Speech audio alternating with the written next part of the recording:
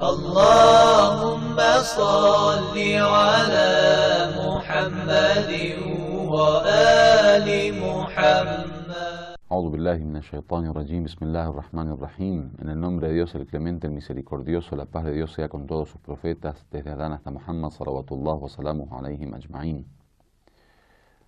En esta parte vamos a hablar acerca de la corrupción de la sociedad árabe de esa época. Vamos a hablar de varios fenómenos que eran, digamos, como los rasgos fundamentales y las manifestaciones de la corrupción de esta sociedad.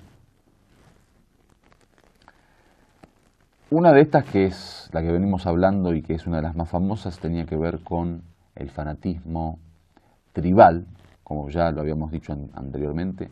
Lo importante era defender a la tribu a toda costa, tenga razón o no, sea esta, digamos, la dueña de la verdad o no. La regla, el criterio y el referente general de las tribus era salir a defendernos aunque estemos en el error, aunque estemos equivocados. Entonces, la primera manifestación de corrupción era, en primer lugar, a nivel pensamiento. Y es que nosotros siempre tenemos razón aunque no la tengamos. O sea, ideológicamente, o mejor dicho, doctrinalmente hablando, tenían ese pensamiento de que nosotros somos los dueños de la verdad. Y lo segundo era lo que, digamos, el efecto que tenía ideológicamente, o sea, cómo después actuábamos directamente frente a ese pensamiento nuestro. La acción era salir a defendernos, sea como sea, o sea, bajo cualquier situación. ¿Tengamos nosotros razón o no? Entonces, eso era, digamos, una de las manifestaciones de la corrupción. Sobre eso dice el Corán. Obviamente nosotros, islámicamente hablando, sabemos que está totalmente rechazado el concepto de fanatismo en ese sentido, o sea, un fanatismo ciego, o sea, un fanatismo basado en la cuestión de, digamos, sentimiento de pertenencia, porque soy de este país, porque soy de este gobierno, porque soy de este grupo, porque soy de esta religión.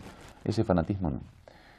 No así como habíamos hablado en una de las clases, el fanatismo basado en la verdad, o sea, ser fanático de la verdad no es un problema, ser fanático de la justicia no es un problema.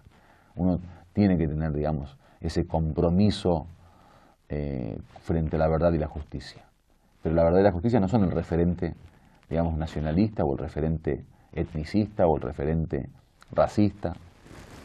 Dice el Corán: إِذْ جَعَلَ الَّذِينَ كَفَرُوا فِي قُلُوبِهِمُ الْحَمِيَّةَ. Dice, aquellos que, digamos, los que son incrédulos, los que no creen, establecieron en sus corazones el fanatismo. Después dice Hamiyat el-Jahiliya, el fanatismo de la época de la gentileza, de la ignorancia, de la irracionalidad, como yo lo llamo. فَأَنْزَلَ اللَّهُ سَكِينَتَهُ عَلَى رَسُولِهِ. Dice, Dios hizo descender el sakina. El sakina es como la tranquilidad, como el sosiego, a su profeta, wa ala al-mu'minin, y a los creyentes, wa alzamahum kalimat at-taqwa, y les, digamos, propuso el concepto de taqwa, de piedad y de temor. Wa kanu ahaqqa biha wa ahlaha wa kana Allahu bikulli shay'in alima. Dice, porque ellos tenían más derecho, los creyentes y el profeta tenían más derecho sobre ella, sobre el taqwa, sobre la piedad y el temor a Dios, que los demás, digamos. Y Dios todo lo sabe. Entonces, el Corán habla justamente de esto, y si lo habla el Corán es justamente porque quizá una de las enfermedades que más costó justamente acabar con ellas, digamos, erradicarlas en la época del profeta, digamos, como misión del profeta, fue justamente el tema del fanatismo. Por eso vemos que después, cuando se hable, si llegamos a hablar de ello, de los matrimonios del profeta, como aparece en las narraciones de que tuvo varias esposas, muchas de estas esposas, digamos, fueron desposadas por el profeta a causa justamente de estos fanatismos tribales. El profeta, en una estrategia de querer unir a la comunidad, lo que hacía justamente era, una de las causas, digamos, o de la filosofía de sus matrimonios, era justamente casarse con mujeres de distintas tribus, como para que ello cree una especie de unión. O sea, cuando ya el profeta pasaba a ser yerno de 2 o 3 o 4 tribus, ya eso era un grado digamos, de unión entre estas tribus porque tenían un yerno en común, más aún cuando se trataba de tribus musulmanas que se habían convertido al Islam, habían abrazado el Islam, y más aún cuando el yerno era el profeta, no era una persona normal. O sea que el musulmán que de los primeros tiempos, digamos, que amaba al profeta, cuando veía que el profeta, por ejemplo, era esposo de una, digamos, persona, una mujer que pertenecía a la tribu de esta persona, y también era esposo de una mujer que pertenecía a otra tribu, era un grado de cercanía mayor que el anterior.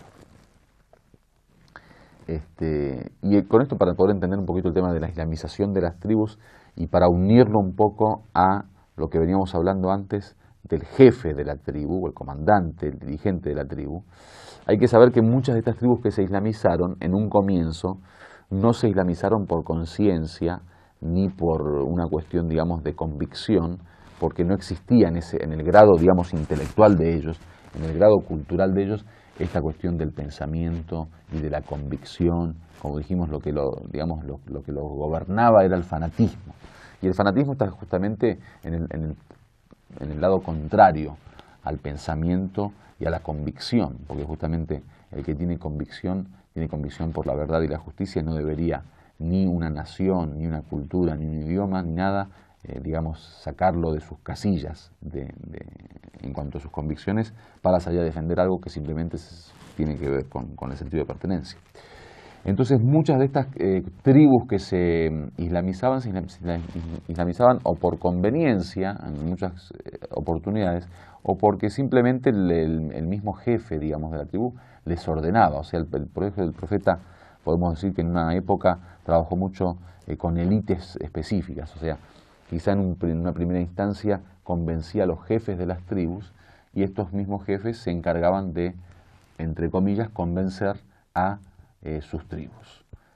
Entonces hubo un trabajo, digamos, podríamos decir, estratégico con respecto a la forma de invitación, porque obviamente poder unir, como lo hizo el profeta, a estas tribus que tenían grandes puntos de enemistad entre sí, y grandes guerras, y grandes, digamos, sangres que habían corrido, mucha sangre que había corrido sobre su tierra, justamente por estas diferencias entre distintas tribus, era muy difícil, obviamente, poder unirlos en una unidad social y política o cultural, como lo hizo el profeta, especialmente en la época de Medina, cuando fundó el primer Estado islámico y cuando, a través de ese Estado, pudo gobernar a toda la península arábiga. Entonces, bueno, el tema del fanatismo, como bien dije, el Corán lo trata justamente porque fue una de las enfermedades más grandes que tuvieron estas tribus.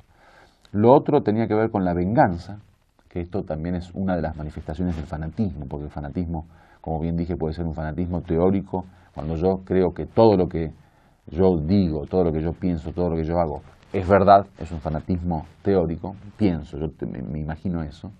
Y hay un fanatismo que se manifiesta en la práctica, que puede ser, por ejemplo, como dije, a través de la guerra, a través de la defensa, digamos, incondicional de la tribu, por ejemplo, a través de la venganza. El tema de la venganza era también una regla general en la época de este fanatismo tribal. Cada, digamos, tribu sentía el derecho, o mejor dicho, sentía la obligación de salir a defender a su tribu, sea cual sea, digamos, el motivo, y aunque sea el culpable uno de los miembros de la tribu, es decir, una de las personas que pertenecía a la tribu. El simple hecho de nosotros tener como regla general salir a defender la tribu incondicionalmente, bueno, cualquier persona de la tribu que se equivoque, hay que salir a defenderlo simplemente porque pertenece a la tribu. Walhamdulillahi Rabbil Alamin.